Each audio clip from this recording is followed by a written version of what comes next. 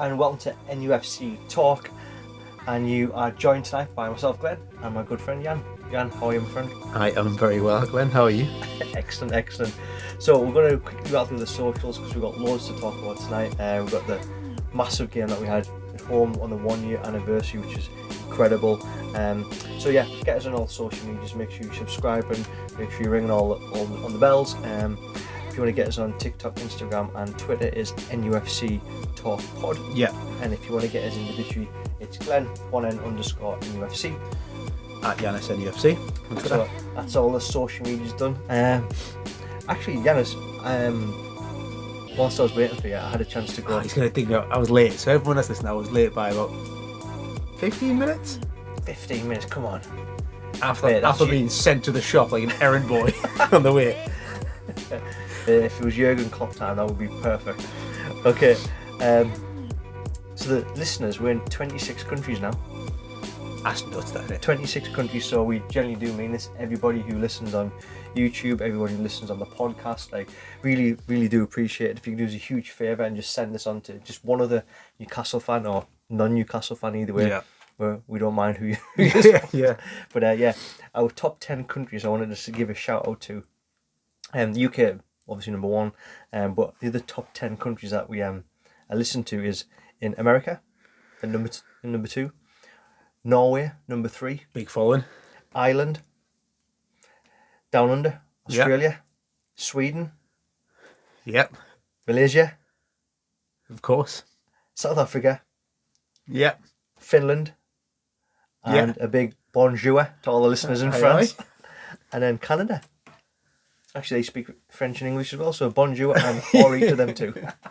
So yeah, but yeah, it's absolutely crazy. Just I think this Malaysia, people in Malaysia listening to a couple of guys in the new bar just chatting a bit of nonsense about football. Breakdown was like 7% in America, 6% of listeners in Norway.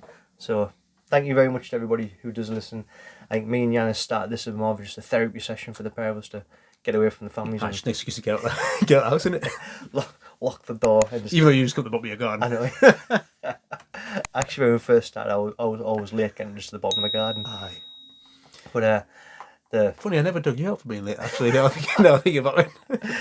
And I've got to get him in now because 4 weeks, we've got the actual due date, the C-section date is 4 weeks today. So I said, you do realise I do a podcast on a Monday. Unfortunately, the doctor wasn't having none of it, so we might have to see if we can get a substitute. Get him down. For that. I'll go on. We'll do it on tour. I'll go to the hospital. Do the pod from the car park or something. Yeah. And just give us a text when it's happening.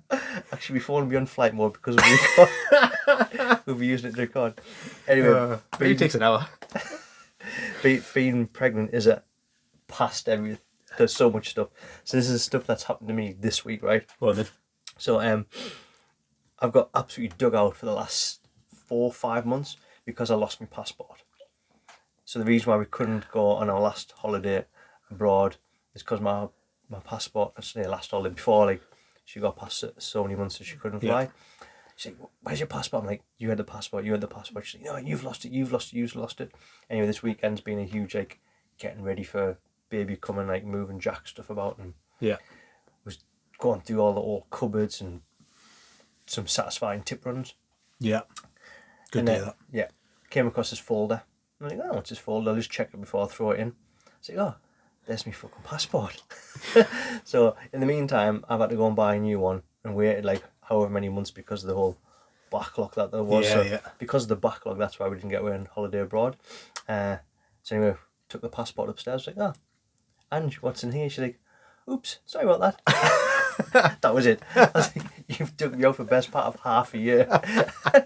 And then today I came home from work and I just had to go and get just like one of the final scans just to make sure everyone's hunky-dory, which it is. And good. Front door left open, back door left open. But wide? Like, just not locked. Just optional apparently. So the dog's inside and then left the front door open to all the shoes, came back, trainer chewed. Oh, no. So Ange come in, I was like, Ange, we didn't lock the front door or the back door, and this trainer's been annihilated. She's like, oh, could have swore I was like, imagine these conversations were the other way around. You'd be getting roasted there. Yeah. Anyway, we're 5 minutes in and I'm just rambling. Anyway, have you been up to anything? I went to see the Proclaimers. Class. On Saturday. Class. At the O2. It was funny. We were there quite early. About half an hour before it was like set to start. And we were looking around and I was like, the kids like, I think we're considerably younger than most people in this audience. And then what I realised is all the older people had turned up dead early, promptly efficiently on time. Yeah. And then the younger people started filtering in. Well, they only come for one song at the end, of they? No, they've got about 5 or 6 good. I mean, Kay knows loads of them because she's Scottish, but but they've got a few bangers, like. Few bangers. Yeah, Sunshine on a Leaf. Oh yeah. That's a good tune. I'm on my way. From misery to heaven. No, sorry. No, and obviously the closed out were 500 miles. Obviously, I bet the place went ballistic. There was at least 6 people standing up. No, it was good. It was generally really good. They were good. That was good. Nice. That's what I've been up to, right? Well, we mentioned and briefly touched on the 1 year anniversary. Yeah. So do you want to start there, mate? Yeah, it's just been interesting. It's just obviously we don't want to go into like thoughts of it all, but it's just been interesting, like people's take on it and stuff in the media. It's we were talking before about. I was listening to that Football Weekly, which is the Guardian Football Weekly, and it's as if you're not allowed to be a Newcastle fan. It's as if you're not allowed to be happy that your club's like now been taken over. It's if you asked any Newcastle fan who do you want to buy the club, they wouldn't have all said, "Oh, I want the Saudi ownership." Yeah. They would have just said Anyone. literally anyone who's just going to put the money the club generates back in and market the club properly. But all of a sudden, it's like still a year on. It's like you're judged if you're a Newcastle fan who just is happy seeing us be all right. Like it's as if you're meant to celebrate, but then see every goal that goes in. Oh, by the way, though, remember we've got Saudi ownership, everyone. So just kind of take it easy. Yeah. Let's not be too happy with it.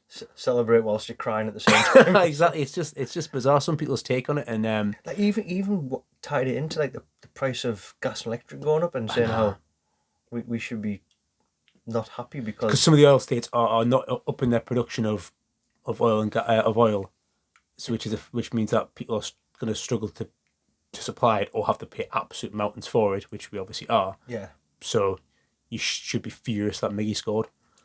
Like it just doesn't make sense. Like at some point you need I just basically says we should hear Bruno because he was bought with Saudi money.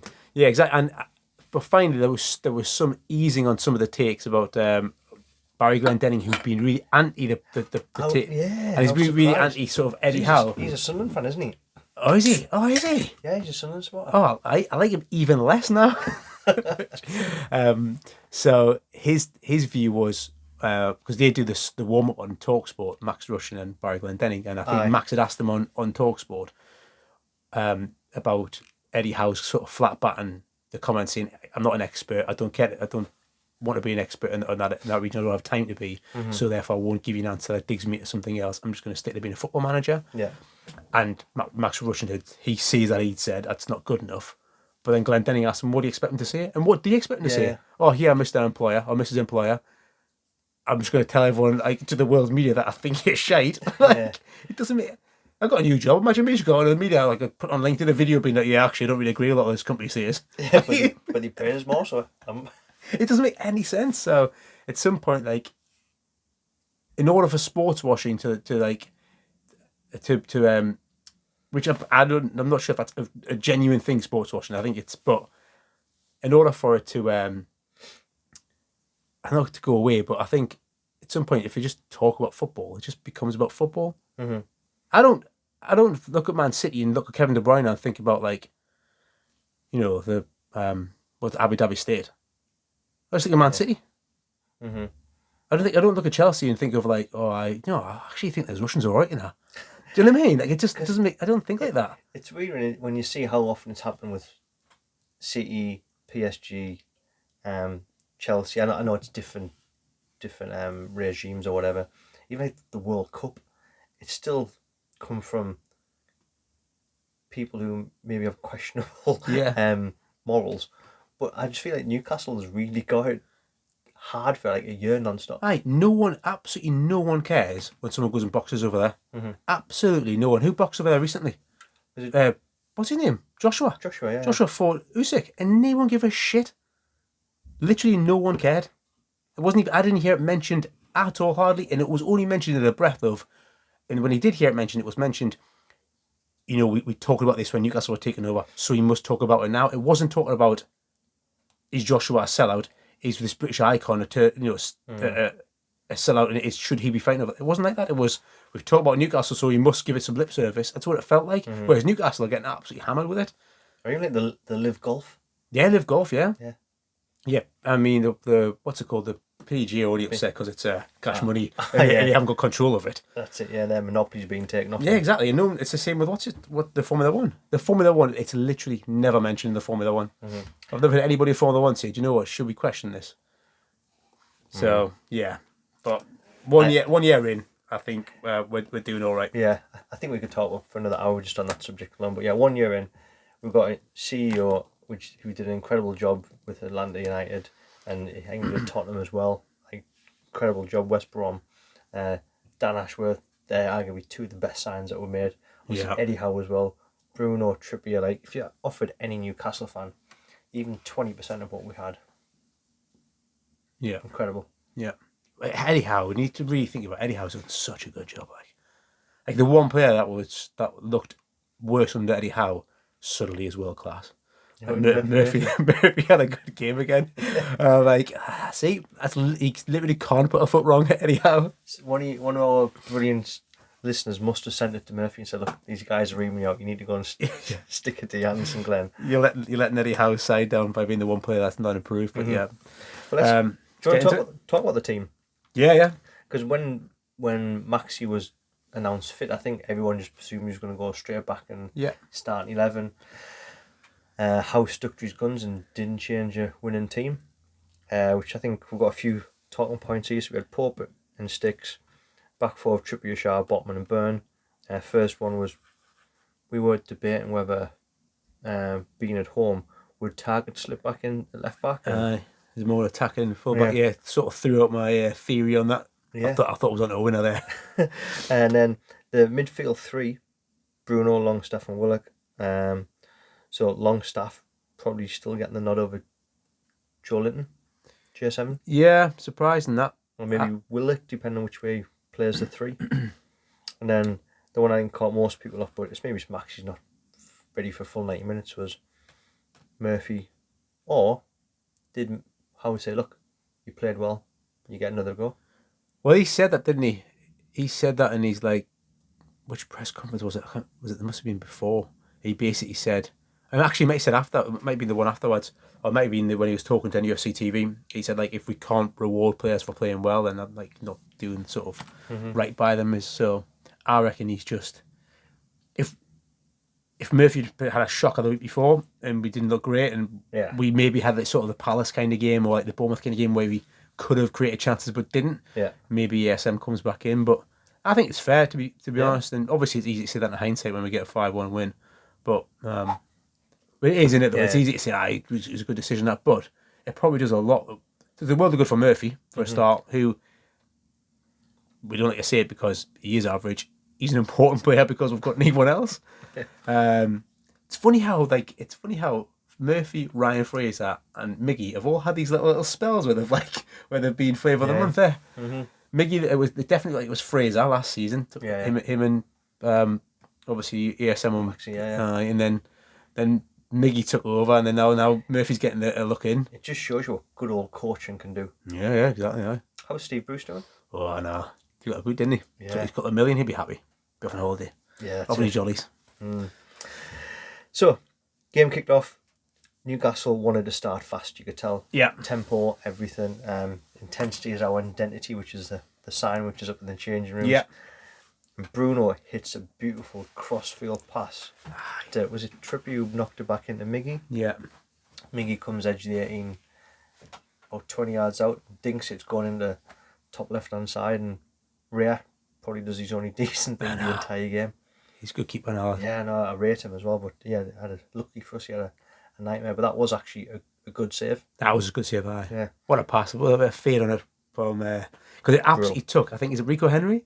absolutely takes Rico Henry out. Like he goes, he thinks he can get there, and he's like, oh, can I get there? Yeah, because at one point when you see the pass, I'm like, oh, that's going to get intercepted. But it was brilliant, absolutely brilliant passing. When you see one of your midfielders have one of them passes early doors, you think, yeah, he's on the money today. He's going to be really difficult to look after. And then the next note I wrote down was Murphy actually had 2 really good crosses. Yeah, which I think you actually said a few weeks ago. You get them games where Murphy you remember you can actually cross a ball. aye.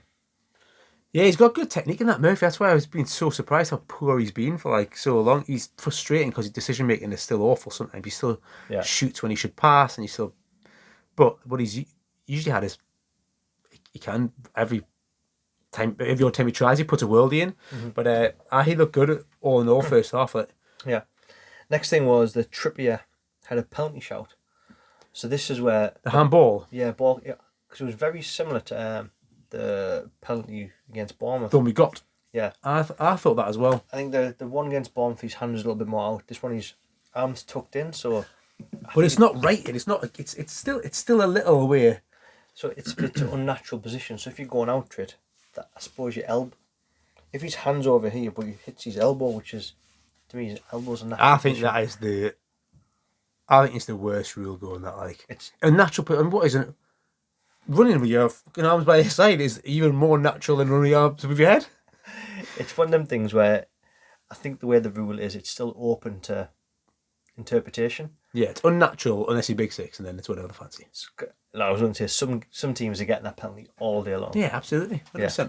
And Newcastle will get them soon. We're going to start getting more and more of them, I think. So the ball goes out, and then we have a corner, which is from the training ground. Yeah. And match of the day, I think it was Mika Richards actually broke this down really well. So if you know, if you watch match of the day, you would have seen this before where he talks about Bruno's at the edge of the D and starts doing his laces just to show he's doing now. Burn blocks the last defender who would come out to press Bruno, yeah. So Miggy, because I thought it was a bit weird when Miggy went to take the free kick.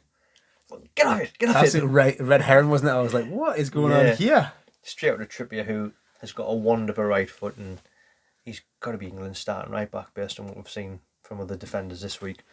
Whips it in, and Bruno back post, which is a great header, but also a defender does start coming across. You can imagine some people would pull out a little bit. That. Yeah, but sticks his nut on it, and Alan Shearer-esque.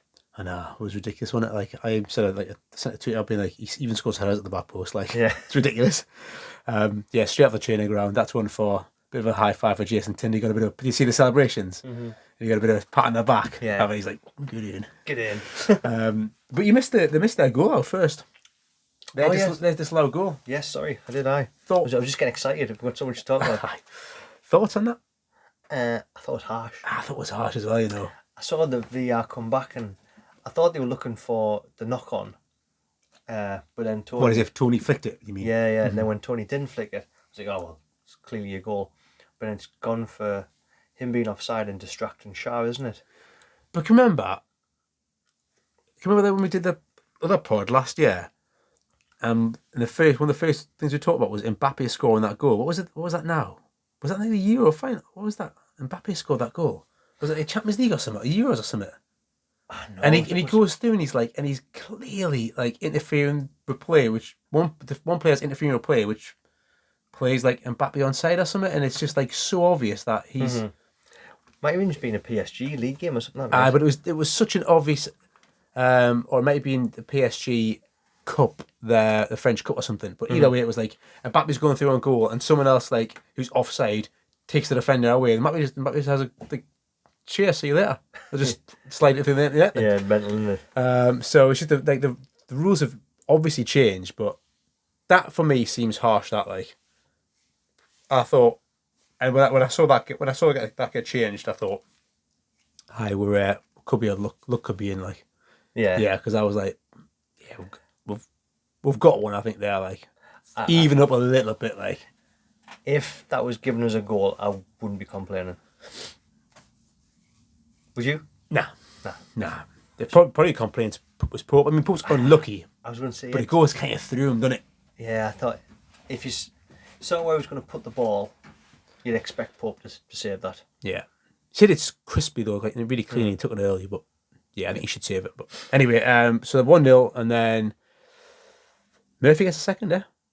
Yeah, and this is when the sloppiness starts from Reina trying to play out from the back, and he actually got a huge compliment of Klopp last season, didn't he? Saying he shouldn't have a 1 on his back, he should have a 10 for his ability to play with the ball at his feet. But this one was a hospital pass. He plays it to one of his defenders, and was it Janssen? What he's called? Wasn't Pinnock? Pinnock was the other one, wasn't he? Pinnock was the later one. This was played to one of his midfielders who got robbed. Maybe Janssen, I think. Got robbed by Wilson. Or Jan out maybe. Maybe, sorry, one of the Danes. Puts through the Murphy, and that was Murphy's first goal. And did you see the stat? How many games? I'm annoyed. I was gonna ask you which game it was. So it's 41 games, I think. Yeah. And I was gonna ask you which game it went the last time he scored in. I can't remember the goal, to be honest. I reckon it's the free kick against Wolves that he bent in the bottom corner. That's the only other goal I can think of. I reckon it's that. Yeah, it was 41 games. That's bloody ages. Even Especially Miggy's return. He's not a regular. As if he plays like 35 games a season, that'd be a couple of years ago, wouldn't it? Yeah. I reckon it's in a Bruce. I reckon it's that free kick in a Bruce where he gets his point. So yeah, but when he took the goal, he had the whole goal to aim at, and he put it through. I think it was Ben Mee. Put it through his legs. Yeah, I didn't even notice that. Like, oh God! When I saw the replay back, I'm like, that could have very easily gone wrong. You got the whole goal and you put it through his legs.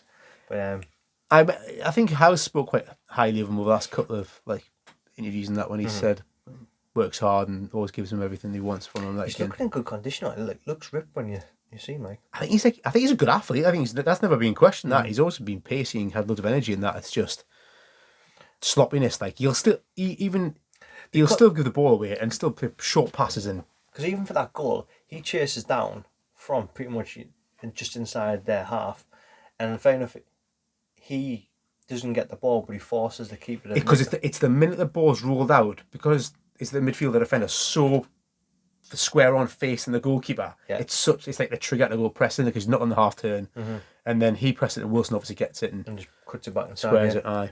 So yeah, that was down to pressing, and it was a mistake, but the mistake wouldn't have happened unless Murphy put the graft into press. So fair play to him. Had Wilson already had his sort of chance where he should have squared it? That was earlier, wasn't it? That. He goes through on the right hand side. I think this was next. Was it next? Is it? Yeah, because there's two of them. Like. No, sorry. No, you are right. That's before the goal. There's so much happening. Actually, just positive. We're all just diving in here. So that's beforehand. Because I was going to say it's a comparison to last week. You know when Willock should have crossed it to Wilson. Yeah. And Wilson bollocked him. And the next time Willock crossed it for Miggy. This was the same where Wilson could have pulled it back for Miggy or Murphy, I think. Miggy or... There was a second player there. Aye. So he should have pulled it back. And then the second time, obviously, he could have had a dink from the angle he was at, but he pulled it across to Murphy. His roles reversed. Well, Wilson absolutely hammered Willock. I cannot see either Murphy or Miggy hammering Wilson like for that. You saw Miggy have a bit though. He did say so. With a smile on his face. Yeah. He's patting him on the back. Next time you pass it. But he should. I think that is. He should definitely pass there all day long. Yeah. I actually think the Murphy one's less of a one. The Willock one is like because they like. Yeah. He should probably score. It's that one's hard for Wilson. Like he's just got to pass. Yeah. The angle he's got, all he's doing is hitting it and hoping it might come through a leg if the defender moves it. He's not just going to reach to get a shot on that angle. And I think that rounds up the first half then, doesn't it? So we're 2-0 up. Could have potentially had conceded a goal. Wilson could have crossed, pulled it back. So an eventful first half. And then they get off to a flying start with the pen. So let's talk about the penalty made. Talk about unnatural positions. Dan Burns with 8 foot tall and his arms in the air. That's like a clearance, that ball. 12 foot in the air. Remember what I mentioned me saying? That's what he's meant to be. He's like, how high is Dan Burns' arm if he's above his head? But so I had no complaint once I seen it. Nah. I don't think you can play that. That's a penalty. But at the same time, I did say, can you remember when Eric Dyer gave away one at St James's season before last, and we got a pet and Son at the post about 4 times, and we got a point out with Spurs at home. Mm-hmm. Can you remember? And it was like the same thing. It was like he turned around, facing the wrong way, hit him in the hand, and I said, "Poor, we've got one there." Like, I reckon that's still kind of harsh. Like, he's facing the other way. He's facing the other way as a ball comes over his head, and then it gets headed back from the foot half away. It's like, I get the interpretation of the rule, but you can't. What are you meant to do there? It's like 3 French pencil jump. Exactly, it's ridiculous. So, you'd probably be screaming for it, like I was screaming for the one that Trippier. But I think if you give one, I don't think there's much difference in that Trippier one. In fact, if anything, he knows like more about it. more about it because he's like trying to make a block with Dan Burns, trying to get his head in the ball. The cheating bastard. Just hide me elbow here. I'm just furious because that's man Pope and Trippier Plini's got again. I know, yeah. Shake goals now to concede them. So Ivan Toney though, I've not seen a penalty take like him before. Like, it's outrageous, isn't it? He's proper staring. He's like ballsy, and he's like, "What?" Yeah. It's just like it's nuts, isn't it? Yeah, it was 28 on the bounce or something. They were saying. Is that what it is? 28 pens or something. Who did what's his name? Ricky Lambert did like.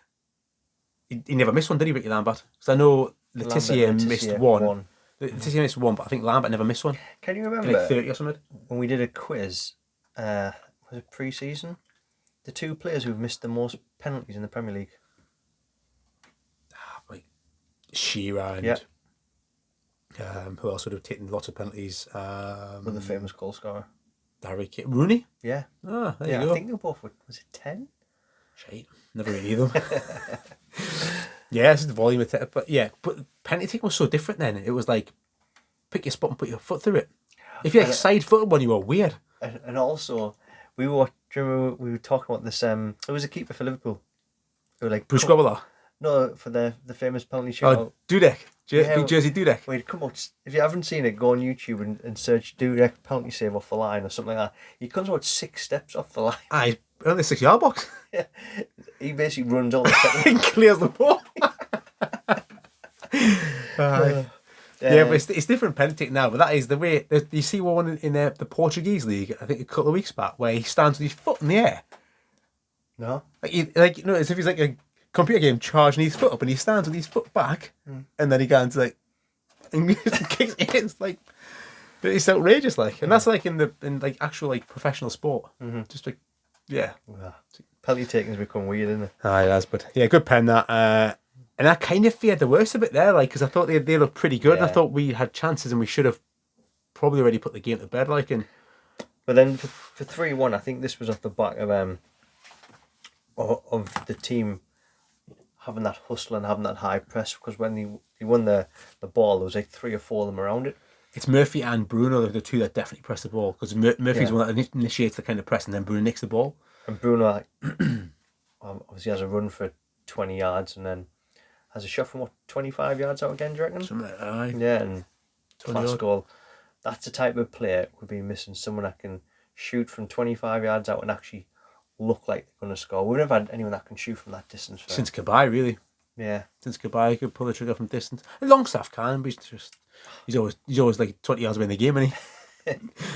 Yeah, Shelby to a certain extent, but I think Bruno's going to start being a threat where people are going to like, right, what are we going to do to start keeping him quiet? Shelby's a funny one, because if you think of all Shelby's technique and ability with like striking the ball, and he has scored a few, like there's a few that come to mind, especially like the one in the 2-2 draw against City, a couple of seasons ago. Like, he's probably one that when you look back on his career, you probably think you expect him to have scored quite a few from outside the box, and he actually hasn't scored that many. But yeah, that was a brilliant goal. That pretty much sums up everything that Bruno has, like the tenacity to win the ball back. Like, he's always wants to do that. He never shies away from that. Then he's got like the confidence to go on and take a shot on. Like, what do you think the goalkeeper has? Could he have got it? It's hard, isn't it, when you can go either side. Like I think I was thinking near post from distance is quite tricky, because you're probably expecting to go the other way. Yeah, I think your natural body is going that way, and then with the ball, jumping back on yourself. Will you see some keep saving? Yeah, if you haven't taken an extra step, but I think it's a Good bit straight, difficult. though. I think it's a bit difficult to blame the keeper for that one. Good straight. Wilson had another chance, which you'd expect Wilson to score. Free kick, dinked over the top. Aye. This was. Do you think that's from the training ground as well? Yeah. He didn't. He's spinning. He's hooking it round. Like, I don't think you can blame him for that. Like, he does that. Like 9 times out of 10, if that's find the bottom corner, he's just unlucky that it's gone a foot wide. Like, that'd have been a good goal. That'd have been classic Wilson. That like. Overall, I think Wilson had probably a quietish game. Like, really. Whenever he's been subbed off now, he's come off disappointed. I would have been furious at that. Like, well, Fulham, he thought there was a few more goals out there. 3-0. Was he 3-0 up when he came off and playing against 10 men? Aye.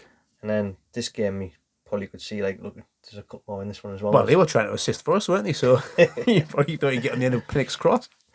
Then the subs were, we had Joe Linton came on in 66 minutes for Murphy. Maxi came on 78 for Bruno. Then we had Target for Trippier at 84. Anderson for Miggy 84 and Wood for Wilson 84. So I think the Miggy goal might have happened around about that time, right? Just after the last three subs came on. Where this was what a shock of that. Terrible, isn't it? Reina to Pinnock, which arguably shouldn't have given that ball. Pinnock gives him a no-look pass back and just tickles it. And the worst kind of no-look pass. Yeah. That's a pass when you should have looked. It's a no-look pass to Miggy. Aye, we threw ball to Miggy. Yeah, poor. I think Pinnock was returned from injury, wasn't he? Yeah, it was his first game for a while. He was looking a bit rusty, wasn't he? Just a wee bit. So that made it 4-1. Miggy takes it well. Yeah, and then the own goal, this was classed by Maxi. Yeah, the reverse pass. Yeah, reverse pass through to Joe Linton. He actually puts a decent ball in as well, because the centre half can't really leave it. Because is it Wood coming in? Is it? Yeah, Wood's behind him. Ray, the funny thing is, if he doesn't put his foot there, Ray probably does collect it because. But then he'd only pass it to Miggy anyway. So I don't think every keeper would come out for that, like or try to dive that one. But Ray actually, when he wants to be, he is a decent shot stopper. Yeah. But yeah, Pinnock just puts it in 5-1 Newcastle. I know. 5-1, and we'll look back on this when we kind of forget all the absolute details of the game, unless you're an absolute sort of encyclopedia for the football, like. But you'll forget about like, 5-1, how bad then. But in actual fact, like we did. I think we played really well. But they gave us so much. Scored an own goal, assisted for 2. Yeah. And they could have had one that we were a bit dubious of. Mm-hmm. So yeah, in actual fact, like, but I thought we'd have a game. Although I'm saying all that, I thought we got gifted some goals. I thought we were by far the better team. Oh yeah. Like comfortably the better side. They absolutely deserved to win. Like it just helps when you're Brentford are just giving you goals. That was bizarre, like really. Because actually, I think they're a good side. So yeah, I don't think they've got no worry this season. No. But look, we'll take it. You're gonna have the ugly wins, and you're gonna have them wins like where you're like, fuck, that was a bit easier than we all expected it to be. Because I mentioned last week on the pod, I was a little bit worried about this game. Aye, where weren't you? So I want to continue to be worried about games. Because every time you're worried we win. Every time we worry, we win. And every time I'm confident, we draw. So I have every game I've been to this season, I've been I was a bit like unsure about the Forest game. Obviously, we won that. Every game I've been to, we've drawn. And I've been confident about them. Might have only been two others outside Forest. So, looking ahead, next, we've got a run of games where there's going to be a lot of rotation. I think we're going to see a lot of different players come in. I think you're going to see some Newcastle fans crying at team sheets because they think you can just roll out the same fucking 11 best players every game. So we've got over the next couple of weeks. This Sunday we've got Man United away. Yeah. 2:00 kickoff. Then Wednesday we have Everton at home. Yeah, it's not easy that Everton, by the way. They're looking good, them. And then the following Sunday we have Spurs away. So it's 3 and 7. Yeah, 3 and 7. We've got 7. So it'll be Saturday to Sunday. So we've got 8 days to prep. So you'd hope everyone by maybe Isak. There's still not much talking about. I've got a feeling he won't be back. So I think we have a full roster bar him. Maybe for the back end he might be, but I think Eddie Howe said in his pre-match that because Shelby's back up and running. He's back on grass as well, yeah. And in fact, he was training with him on the Friday. He said he's going to. I think he said because he did his press conference in the morning, didn't he? Yeah. On Friday, I watched it in the afternoon, and he said he's going to train with us today. So I think he was. Isn't it weird that we actually watch the press conferences now? I used to hate them under Bruce, man. Yeah. I couldn't listen to it. It was so depressing. Like even like that Rafa ones, I'd watch bits of the short versions. Yeah, so we work hard for the club. That's all he used to say. Yeah, so. Organised. Yeah, that's all he used to say, like, compact. Compact. But yeah, and then Bruce is obviously horrendous. Bruce used to sap the life out of it. I mean, he must be like a draft for people asking questions like, oh, God, how's he going to answer this? And the same, like, even how he says things like, you run a team of people. Yeah. If all you ever do is say things like, oh, well, hopefully we'll try, maybe we'll get some, we'll do our best. It's just like so possibly, negative. maybe, and hopefully, like we've dusted ourselves off, and you've got to go again. The Premier League's a hard place to play, And the Championship's a tough league. Yeah. He's always said the Championship's the hardest league. But where Eddie Howe now is like, I'm actually interested because I want to hear the feed. I want to see where players are at and stuff. But also, it's just like good to hear where he's like, we've got to try and win every game. Like, he's pre-match presser against United. He'll be like, yeah, because I was going to question you because we know how it is. He'll still be trying to come up with a plan to take 9 points from this. yeah, absolutely, 100%, yeah. I don't think we're going to get 9, but he will be coming to try and get 9 points from Man United away. Because Man United, they're the only team that hasn't drawn a game. They either win or lose. So, if we beat them, that means they lose. Yeah. So, If no one wins, it's I'll a be their draw. first draw. Yeah, okay, right. The- I'm going to stand the game now. Been trying hell for years, mate. The point I was getting at is if you get them hard and get that early goal, you've seen United crumble a few times. Well, Martial went off yesterday on the Saturday night 7 o'clock kickoff, which I actually quite liked, by the way. I'll throw that out there. Yeah, the missus went upstairs finding out whatever she was doing, so I was like, oh, well, I'll stick the match on then. So I was able to watch the Sunday night football, should I say. Sunday night, 7 o'clock kickoff. I didn't mind that at all. I wondered why that was. I couldn't really understand it. Wasn't it on BT though? Is just for commercial thing, do you think, is it? Yeah, because even the Wednesday midweek one, I think that's the one where every game's on Amazon. How's one of them ones, is it? Yeah, is it Amazon or BT? Anyway, I'll be on. they're all on a different one, that Wednesday one. But so Martial went off, which changes how they play because Ronaldo's not mobile, but Ronaldo took his goal so well, man. Left footed as well. He's such a crisp strike, man. Absolutely does pick fun, like. But Ronaldo's not going to be able to do them runs for 90 minutes now. Nah, he's not. So, and is Martial is it a big injury? Do you know? Well, I think it was a muscle thing. He just went off. So I don't know. Like. Muscle's done. And Martial's like that, and he's never had a run of like games for a couple of seasons now. He's always seems to be cropped like. He's put a bit of beef on though. He's looking quite a. He hasn't played for about a year and he won. He's just like eating burgers, like. So I don't know, like, what are you not be confident? Are you worried? Are you? There you go. Oh, thanks. I've got you on the video there. So if anyone watched that and see how Jan's just summoned us to get an extra can, like I meant from the waving his empty can, like here, bartend. I was trying to silently do it so the listeners in Norway, wherever they all weren't like hearing me ask for a beer, but yeah. Rock up late, demand beers. You want to open it and pour it for you? Oh boy, the sharesies, mate. Oh, they. Get yourself one. So I think it's always hard to go to Old Trafford, like. So in terms of the squad rotation which you bring in, do you think he looks at players his two strongest teams, the 2 away games, and trying to get something, and then maybe thinks of like, does he bring in the Lascelles, Murphy, Longstaff, target people for the Everton game, or does he do it the flip reverse, which is what he did at Liverpool, if you remember, when Lascelles started and caught everybody off guard? I don't think Lascelles started any of the games. Any of them? No. I can't see him rolling up the same back three for 3 games, and you don't have to. You can shift Botman, you play Shaw on the right, play Botman in the first game. Second game, you play Burn inside, and he can. But that means Target's going to have to play all the games in left back. He doesn't play for him. He's well rested, and then after that, he can play Burn at left back. I don't know. Centre half, how much running does it do? So if there's one place where you can roll 3, they seem pretty robust anyway. They're rarely kind of injured through kind of muscle injuries and stuff. I don't think. I think if there's a place in the pitch where you can roll out the same, the player 3 times in a week, it's centre half. I hope you're right. Well, I mean, it's what the Champions League sides do. Like, suppose, Van Dijk and Matip play every. I know Matip went off to be fair, like earlier on, like, but I suppose you're right. Yeah, they roll out all the time, don't they? I think we're just used to watching crocked players who have like had horrendous training regimes and train once a week, and yeah. So maybe because it's 3 centre halves there, and he could play.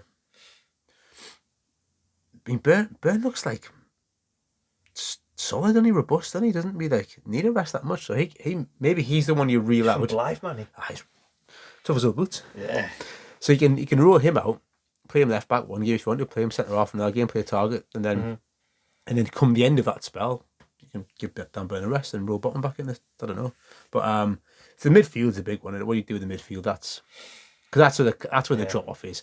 You got to try and if you could be up in a game and rest, 65 minutes, take Bruno off or something, like that's what you want. Because he played a blinder really. Joe Linton's well rested. He could play Joe Linton now. He's a natural athlete as well. Joe Linton's one of the people that's like naturally you can roll him straight out.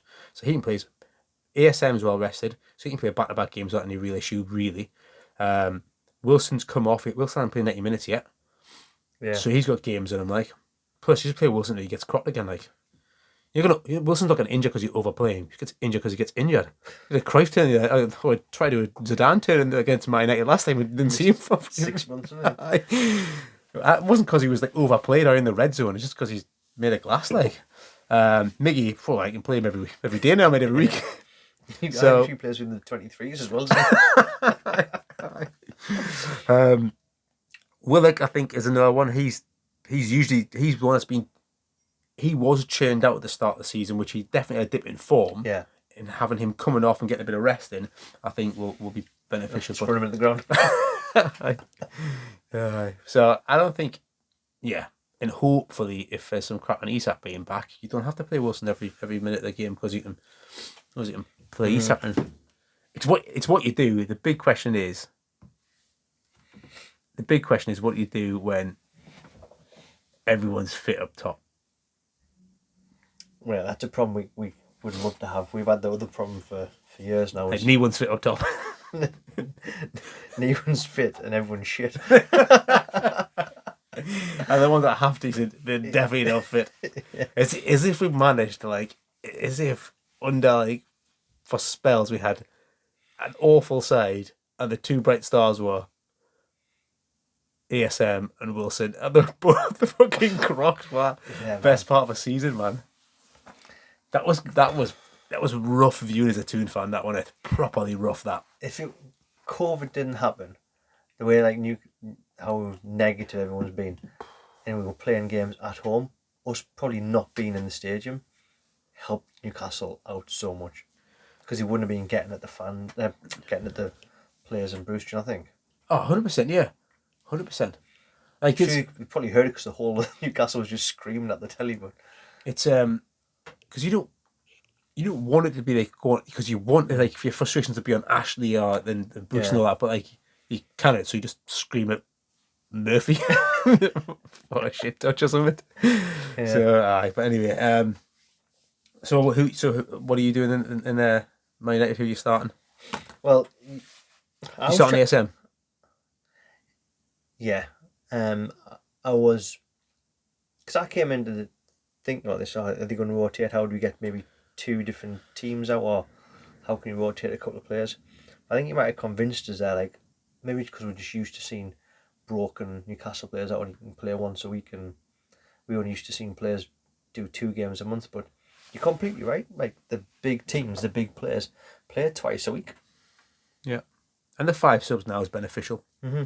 So if you're getting pumped, just take your best players off. If you're winning, just take your best players off. Like. So, and man, they don't draw, do they? So if you do one of the 2. So we only have to really review the Man United one because we'll record next Monday, sort of take care of Everton and Spurs. But Man United, what would you be expecting from Man United? I think it's winnable. Oh, I think I it is, yeah. think it's winnable. I watched them against Everton, and they didn't look great. They didn't look awful. They definitely improved. Yeah. It's definitely clearly the best fitting manager they've had for some time, like since Mourinho. I always say Mourinho got a far worse sort of rap than he actually did at them. Yeah. But finishing second and winning the Europa League, I shite that like. But they've still got a weak underbelly, though, haven't they? Yeah, I agree. And I mean, even Ronaldo's goal is just pulled off from Iwobi. Tries to go on Casemiro in the middle of the park. He's like, too easy, mate. Cheers. Well, One touch straight through. Like, the only thing I can think of for Man United is they've actually realised that world-class defensive midfielder, which they've cried out for 3 seasons, then they bought him and didn't start him, and then they've just started him now. Maybe if he plays, that could be a change for Man United. yeah, maybe well, they're not just playing maybe- McFred anymore, so I was bonkers at it. Like, you've literally got one of the best defensive midfielders in the world or Europe. Won several Champions League with Real Madrid. five Champions League, didn't he? Was it 5? I think he won. Did he win 5 with I know it was or something like that? Isn't that with the same amount as Ronaldo? No, he didn't win 5 at Real, did he? They won 4 in a row, didn't they? Casemiro was more. He won 5 in a row, didn't he? Or 4 in a row, something stupid like that, didn't he? I don't know. Anyway, but he's got loads. He's got more than to shake a stick at. He's decent, but he's still kind of getting a nod over McFred. He must have been sat on the bench thinking, like, what on earth? Like, these guys wouldn't be apprentices at Real Madrid, yet they're getting a nod ahead of me. It's true, like. Yeah, So I think he's found his way into the team, which can only be good news for Man United. Ericsson is obviously class, Yeah. but they're playing him this like deep role, and he maybe is a kind of player, like a kind of Pirlo-esque, where he's got all the time in the world and the ball and stuff, but he's not got that combative thing. So I think he can Just get Joe to smash him. basically just smash early doors. Let them know you're there early doors. So yeah, it'll be interesting to see like we press high. Like, I think there were some stats went out on in a couple of our groups. Yeah. Talking about turnovers of the ball. Like I think it's We were top for the turnovers that led to shots in the Premier yeah, League. and they were second to City on just turnovers. I think and like just actual high press winning the ball back. Best defence in the Premier League, joint with City and Everton. Because they only and conceded. Brighton, yeah. Everton had only conceded 7 until last night. Mm-hmm. And then they conceded 2, so they've conceded 9 now. The same as us. That's the maths way, mate. So it'd be interesting to see how Man United. I don't know. I've got this feeling that Man United can be literally anything this season. Like they'll blow some teams away, and they'll be absolutely awful in some of their teams still. Yeah. But like, I still think if you get at guys like Bruno and stuff, and Ronaldo, they're not in it for the fight anymore. Ronaldo hasn't got the fight in him anymore. He's not what he used to have. Their hands start flailing about and whatnot. Yeah, Bruno's bad for that. Plus, like, they're favouring Lindelof and Martinez at centre half. So Isn't that mad? If you saw their 4 centre halves, not Martinez because he wasn't there, but if you saw that Lindelof's getting picked over Varane and Maguire. oh, Varane's there. Fucking, I forgot Varane. Varane's there. He's got a similar chance in Champions League. He's won that thing as well. What's it called? The World Cup. He's got that now, hasn't he? But look. He's got a touch like Lindelof. I don't mind Lindelof. I think Lindelof's always been better than Harry Maguire. But it's downside for us. Hopefully he reels Harry Maguire out. Yeah. Because he'll like, look, watch Ethan Pinnock. You think that's playing shite? watch this, son. So What's your prediction? It is a hard one to predict. it really is. Like I think we can get something, but I think maybe a score draw. It's one of these games where if I found out it was 2-0 either way, I Wouldn't be surprised. think I'd be more surprised if we got beat 2-0. If we got beat 2-1, like something like that. Like I think we'll be absolutely in the game, and I think absolutely we'll be like, if we lose, it'll probably want to walk away thinking like a bit like Liverpool, like, how did we lose that? We played really well there. Because if you look at the Liverpool and City games, City played exceptionally well, 3-3.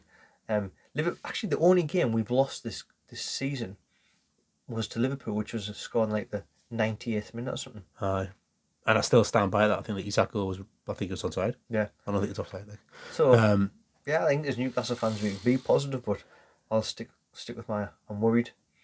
I think it'll be a score. I think we'll get some score draw, like even like 2-2 or something like that. Like, but I think The massive thing, having Bruno back and actually feeling like he's up to speed again is like so critical. Like, what do you do in midfield? That's the question. I think I would stick with the same three, to be honest. Would you? I wouldn't like. I think I'd play Joelinton. Yeah, I think I'd play Joelinton. Yeah. Because with that combination, I don't know if it's just the way I was watching the game, but Bruno and Longstaff seem to be switching roles quite a lot. I did notice that. Yeah. 'Cause at first I was like, oh, it's Bruno sitting deeper, because Longstaff seemed to start a bit higher. But then throughout the game they just seem to Maybe it gives Bruno more license to go for because Longstaff. he's going to cover. Longstaff isn't as physically as good or anything like has got the pace or even like the touch of like Joelinton when he can get out of tight spaces and stuff, and he probably wins the ball back better than Longstaff. Actually, there's not much going for him in this argument, but tactically, Longstaff probably is better in that area. He's played it all his life and stuff. So that is maybe a thing. But I just think like I reckon we get at them really, really high, and I don't mind seeing Bruno sit deep, and I think we get the two energy and the pace of like Joelinton and Willock. But then if you think about it, Newcastle was the game, which was the making of Joelinton. Newcastle, Man United, sorry, yeah. Remember that Christmas one, the one where Wilson got injured and... Yeah, what was it? 1-1. Cavani scored the equaliser. I can't remember the equaliser, but I remember That was cool. This was where Maxi scored, and this is one where Joelinton like bossed the midfield. And Yeah. so maybe he brings him back. Yeah. And what I personally would start him, and I'd probably drop Longstaff. I would like to do that, yeah. And then what do you do with Murphy? I think he's got to play Maxi. He's got to play Maxi, hasn't he? Yeah. Old Trafford's a big pitch. Like, if Maxi gets some space up there, especially how weak Man United can be at the back, you can imagine if Maxi gets... Do you remember when Liverpool pulled them apart, when Brentford pulled them apart? It was like getting up, counter-attacks high and wide. Like, they hate defending against pace. Yeah, they do. And I think Dallo at right back. Dallo or Wan-Bissaka. Like, I've forgotten man, Wan-Bissaka. Yeah. Luke Shaw's been back and looking half decent again though, which is probably good for England, like, because he's no Miggy. Miggy will have him on toast. No, one trick pony. Yeah. But I tell you what, Robin only had a left foot, didn't he? Never stopped Robin, did it? If you ever saw the interview with Shearer, he said he didn't have a left foot, so he got told, look, you can't kick with your left, just make sure your right's exceptional. He did alright. I did I. Missed 10 pens though, didn't he? So, should we leave it there, mate? Anything else you want to add? No, that's it. I'm excited. This is a busy, but it's a good test this for us now. Because there's a lot of people saying that we're proper European contenders now. Yeah. I can't see Liverpool being awful for the whole season though. They're on 10 points. Though it is funny. It's freaking I love it. It is brilliant. Liverpool have almost become like the new Man United. Oh, it's overnight. Like somebody. It's almost just because of Klopp though. Like the way he's gone about it. Maybe with Newcastle fans because he handled our situation like ridiculous, where he cried for the whole game and then when they scored he just did that cheesy grin. And... Yeah.